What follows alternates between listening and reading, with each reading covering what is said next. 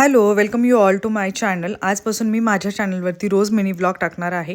सकाळचं वातावरण एकदम छान होतं आणि होप सो तुम्हाला माझ्या चॅनलवरचे मिनी ब्लॉग आवडतील. तुम्ही मला नक्कीच सपोर्ट कराल. आपल्या चॅनलवर तुम्ही नवीन आहात तर प्लीज लाईक, शेअर, सबस्क्राईब करा. मी रोजचं माझं डेली रुटीन दाखवणार आहे. त्यानंतर हे ब्लॉग जे आहेत हा जुनाच आहे, म्हणजे मी दिवाळीच्या वेळेस शूट करून ठेवलेला.